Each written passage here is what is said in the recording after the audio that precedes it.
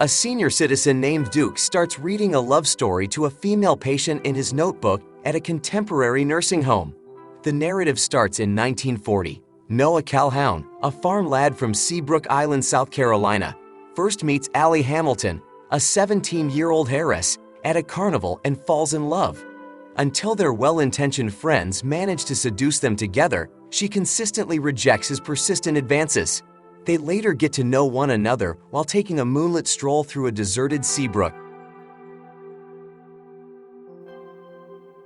Noah and Allie spend an idyllic summer together, enjoying every moment of life. A week before Allie is scheduled to leave town, she and Noah visit the Windsor Plantation, an abandoned home. When Allie learns that Noah intends to purchase the property, she demands that he guarantee that it will be white, have blue shutters, have a walk-around porch, and have a room with a view of the stream so she can paint. They intend to make love for the first time, but are interrupted by Noah's friend Finn to tell them that Allie's parents have the police looking for her. Allie's disapproving parents forbid her from ever seeing Noah again when she gets home. After an altercation outside, Allie and Noah decide to part ways. Although Allie quickly regrets her choice, Noah continues to drive. Allie's mother informs her that they will be returning home the following morning. While desperately looking for Noah, Allie is compelled to leave without saying goodbye. Allie is then sent to New York by the Hamiltons, where she enrolls at Sarah Lawrence College. Devastated by his separation from Allie, Noah writes her a letter every day for a year, but he never receives a response since Allie's mother hides the letters. There is no other option for Noah and Allie but to carry on with their lives. While Noah and Finn enlist to serve in World War II, Allie continues her education. In battle, Finn is killed. Allie trains to care for injured soldiers. She meets affluent, well-connected Lon Hammond Jr. He is a young lawyer who is charming, sophisticated, and of old Southern money.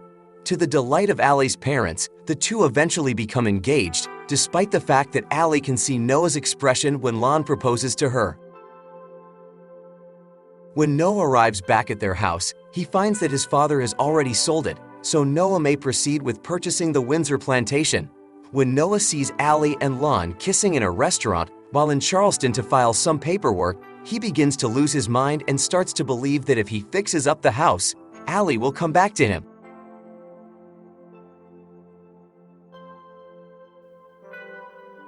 In the 1940s, Allie is shocked to read about Noah finishing the house in the style section of a Raleigh newspaper and faints as she puts on her wedding dress. When she visits Noah in Seabrook, he extends an invitation to dinner, at which Allie informs him of her engagement. Allie reassures Noah that her future spouse is a fine man when he expresses doubt about him. Noah extends an invitation to Allie to return tomorrow, later in the evening. It is made obvious that the elderly woman in the present is Allie, whose memories have been robbed by dementia, and that Duke is her husband. When their grown children and grandkids beg Duke to take them home, Allie does not recognize them. He is adamant about sticking with Allie. The following morning, while rowing on a neighboring lake, Allie and Noah started talking about their summer together.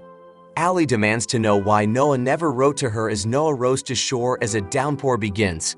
They exchanged a passionate kiss before continuing their passionate embrace into the night after learning that Noah had in fact written to Allie.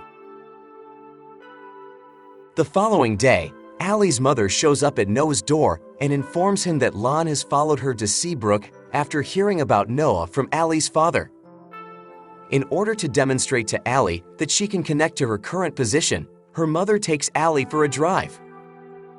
When she gets back to Noah's, she gives the box of 365 letters that Noah had written to her daughter.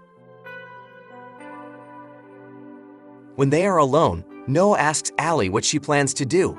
Allie is perplexed and admits that she is unsure. While acknowledging that it will be extremely difficult, Noah encourages her to simply stay with him, saying that he is prepared to go through anything to be with her. Confused as ever, Allie drives off. Lon, who is furious but acknowledges that he still loves her, hears Allie's confession as she drives to the hotel. He says he doesn't want to have to persuade his fiancée that she should be with him, but Allie says he doesn't need to because she already knows it. When the focus returns to the elderly couple, Duke questions Allie about her decision. Soon after, she comes to the realization that Noah is the right choice after leaving Lon at the motel. Young Allie then shows up at his door. They hugged one more time. Before she and Noah gleefully had a fleeting moment of intimacy, elderly Allie suddenly remembered her past.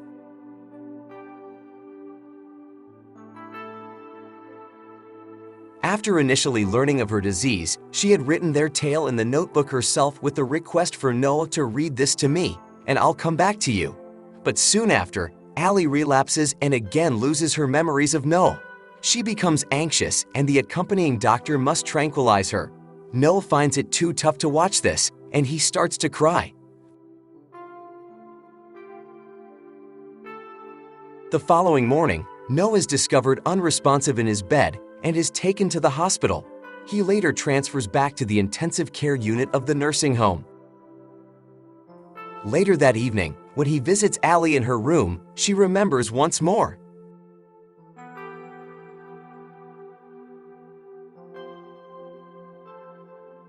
In a poignant and touching final scene, they peacefully passed away while holding hands, their love enduring until the very end. The next morning, a nurse discovered them lying in bed together, their bond unbreakable even in death. As the film concludes, a beautiful image of a flock of birds taking flight symbolizes their love transcending beyond earthly boundaries. It is a powerful and bittersweet ending that leaves a lasting impression on the hearts of viewers.